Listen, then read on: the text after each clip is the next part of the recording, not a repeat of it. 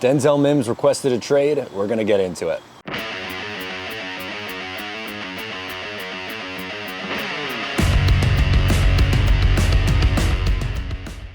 Hey, what's going on? Matt O'Leary back with another video, and today we're talking about Denzel Mims requesting a trade. Before we get started today, I just wanted to mention you can follow on social at Matt O'Leary NY, and also please don't forget to get the Just Jets podcast, new episodes every single Monday. You can call in, leave your questions, and I'll try to get to them on the show. Now, if you haven't realized already, wake up. I am not in my usual location. Yes, I know I'm sitting outside today. And the reason behind that is my girlfriend needed to work from my place today. She has a real job and has an important job, so I figured I could rant and rave about the Jets outside, so I gave her the desk set up.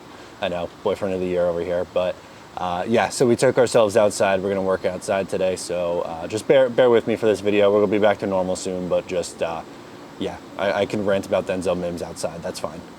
Okay, so yesterday, Denzel Mims officially requested a trade, which really isn't all that surprising when you consider kind of how things have gone for him the last couple of years. So I'll kind of just take you through that and my feeling on it.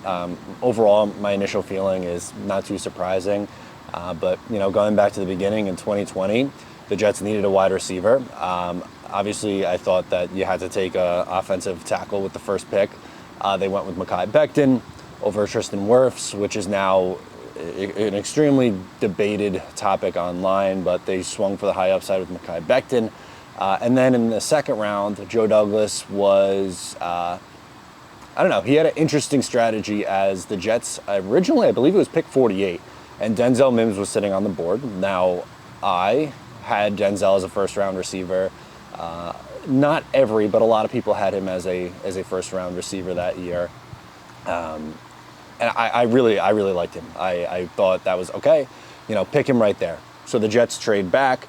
I'm like, well, great. Now you're kind of just, you're praying that Denzel keeps falling, and he did. And the Jets ended up trading back and getting Denzel, which I thought at the time, again, home run. This is a player that I thought was going in the first round. As a rookie, banged up to start the year, but in the second half of the year, comes back in and looks really good. There were a lot of positive signs, you know, big body guy at 6'3", has really good speed. And after the year, it was like, okay, obviously the Jets had the worst offense in the league. Adam Gase was terrible in 2020.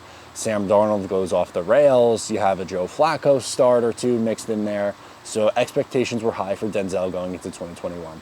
They signed Corey Davis. They draft Elijah Moore in the second round. And, you know, most people, again, myself included, thought, all right, Jets starting trio would be Denzel, Corey Davis on the outside, Elijah Moore in the slot. Well, as we would know, it doesn't work out that way. In training camp, Denzel's working with the threes, and it's like, okay, this is weird. And then he gets sick with the salmon. Then he gets COVID during the year, and there was a ton of penalties mixed in. There were drops mixed in, and just like, all right, there was so much going on with him. It seems like he was not in the right headspace. It seems like it was all in his head, because the talent is obviously there. We know that with Denzel. It's hard to teach 6'3" and 4'3" speed. But, all right, whatever. 2021 was awful. My stance on it was, and there was a lot of people who were like, all right, just trade Denzel, cut bait right now. I thought he deserved the opportunity to come into training camp and prove himself. And his training camp this year in 2022 has been up and down. I think that's probably putting it nicely. There's been some really nice moments. He made a couple of nice plays, whether it be, you know, a jump ball or against the Falcons, he had 3 catches for like over 40 yards. There's been good with Denzel, but at the same time, you still get some of those penalties and mental mistakes mixed in.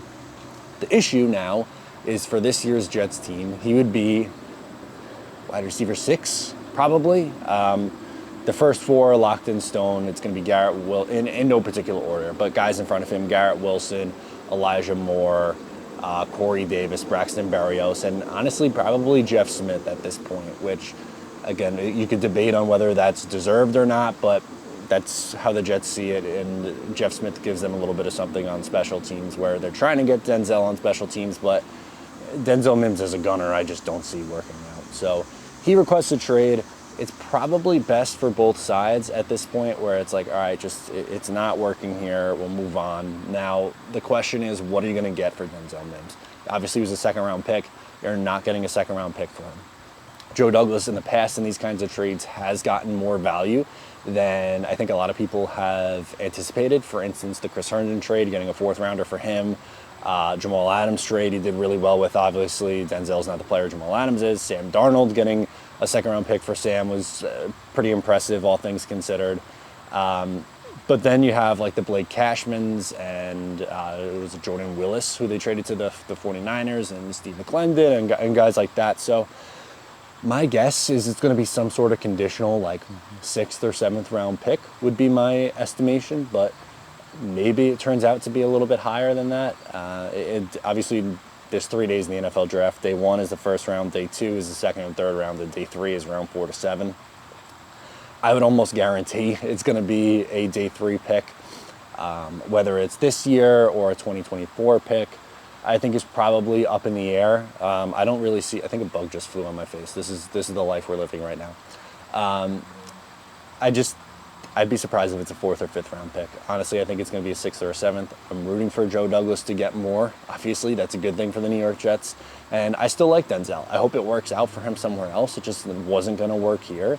I hope it's a scenario where it's like, all right, the Jets got good value and Denzel goes and gets a little career out of it. I don't want to root for guys to be out of the league in a couple of years. Again, Denzel has the talent. It's just something wasn't clicking for him mentally. So maybe he needs a fresh restart somewhere else. That's fine. Maybe I've seen some areas where it's like maybe you could player swap. For instance, like a Tevin Jenkins from the Bears seems to be on his way out. Maybe like a Jalen Reagor swap with the Eagles. I've seen, I have an Eagles fan friend who's like Denzel Mims for Jalen Reagor who says no. So I don't know. We'll see what happens here, but my guess is he gets flipped for like a conditional 6th round pick. So let me know what you think about this whole saga down below in the comments. Thank you so much for tuning in. I'm Matt O'Leary, and I'll catch you next time.